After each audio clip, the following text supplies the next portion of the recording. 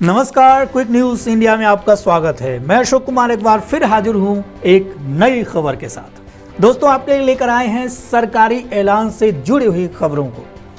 दरअसल इसमें चर्चा करेंगे क्या सरकारी ऐलान आ रहा है, यानी जो सरकारी अधिकारी रिटायर हो जाते हैं उनके लिए सरकार ने क्या कुछ निर्देश जारी किया है, साथ ही साथ कुछ घोषणाएं हुई हैं पेंशनर्स को लेकर। इन तमाम बातों पर हम चर्चा करेंगे। आइए जान लेते हैं क्या कुछ खास है आपके लिए इस खबर में। दरअसल सरकार ने 7th पे कमीशन के तहत ये सेंट्रल गवर्नमेंट यानी जो केंद्रीय कर्मचारी हैं उनके लिए कुछ सुझाव, कुछ नियम बनाए गए हैं जो मैं आपको इस जानकारी से अवगत कराता हूं। दरअसल केंद्रीय सतर्कता आयोग, जिसको CBC कहते हैं, ने अधिकारियों के रिटायरमेंट के तुरंत बाद प्राइवेट जॉब ज्वाइन करने को गंभीर कदाचार कहा है। CBC ने कहा है कि रिटायर्ड अधिकारियों को कूलिंग ऑफ पीरियड को पूरा करना चाहिए। आखिर क्या है पूरा मामला, इस पर हम आपको जानकारी देते हैं कि क्यों सरकार ने ऐसा कहा।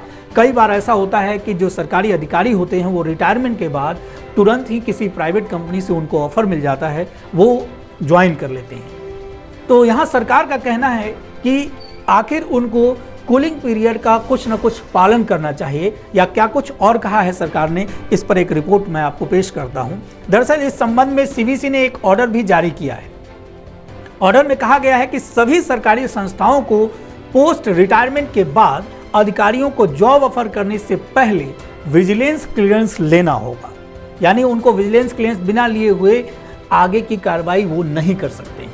CBSE ने सभी केंद्र सरकार के विभागों के सचिवों को जारी आदेश में कहा है कि यह देखा गया है कि कुछ अवसरों पर सरकारी संगठनों से रिटायर्ड अधिकारी प्राइवेट सेक्टर के संगठनों में फुल टाइम जॉब या संविदा पर ज्वाइन कर रहे हैं।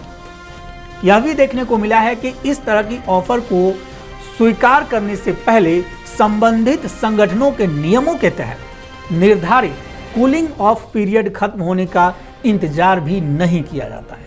तो इन तमाम चीज़ों को देखने के बाद सरकार ने ये सुझाव दिया है, सरकार ने ये निर्देश दिया है कि आपको ज्वाइन करना है, आप कर सकते हैं, लेकिन जो आपका कूलिंग ऑफ पीरियड है उसका आपको पालन करना पड़ेगा। साथ ही साथ संबंधित संगठनों से आपको अनुमति भी लेनी पड़ेगी कि क्या आपको करना चाहिए।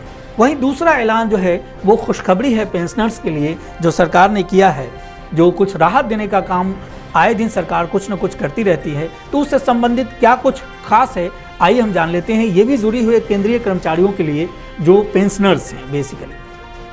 तो केंद्रीय पेंशनर्स के लिए एक बड़ी खुशखबरी हो सकती है, और ऐसा सरकार ने क्यों किया है। आप सभी जानते हैं कि देश में कोरोना का संकट बहुत बड़े पैमाने पर चल रहा है। कितनी निर्दोष जानें चली गई हैं, कितने मासूम बच्चे आज भी टकटकी लगाए नजरों से देख रहे हैं कि शायद जो अस्पतालों में उनके माता पिता भर्ती थे वो लौट कर घर चले आए। इस दारुण सी स्थिति में सरकार ने कुछ न कुछ फैसले लिए हैं ताकि लोगों को जो उनको जख्म मिला है कोरोना की वजह से उस पे कुछ न कुछ मरहम सा लगा दिया जाए। कोरोना संकट के चलते केंद्र सरकार ने पेंशनर्स को एक बड़ा तोहफा दिया है। डेथ सर्टिफिकेट देखकर परिवार के योग्य सदस्य को प्रोविजनल फैमिली पेंशन का क्लेम जारी कर दिया जाएगा। पेंशन और पेंशन भोगी कल्याण विभाग, जिसको DOPPW के मुताबिक अगर पेंशनर्स की मृत्यु नन कोविड या फिर कोविड के चलते होती है तो ज्यादा लंबी चौड़ी कागजी कार्यवाही के बिना ही क्लेम जारी कर दिया जाएगा।